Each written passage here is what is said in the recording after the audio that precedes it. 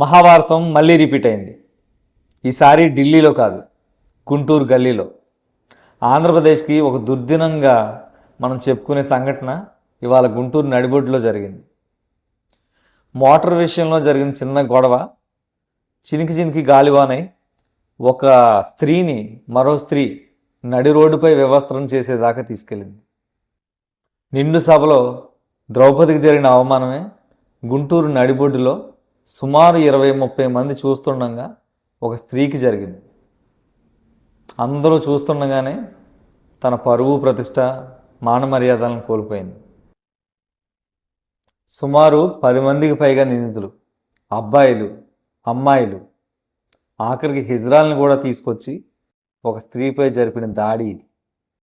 తప్పు చేసింది తమ తెలుగుదేశం పార్టీ నాయకులైనా సరే కూటమి ప్రభుత్వం గట్టిగా శిక్షిస్తుందని నిందితుల్ని, అలాగే బాధితురాలకి అన్ని విధాలుగా అండగా ఉంటుందని, మరలా ఇంకా ఏ స్త్రీ ఈ విధంగా బాధపడకుండా చాలా కఠినమైన చట్టాలను తీసుకొస్తుందని చెప్పి ఆశిస్తూ జై హింద్.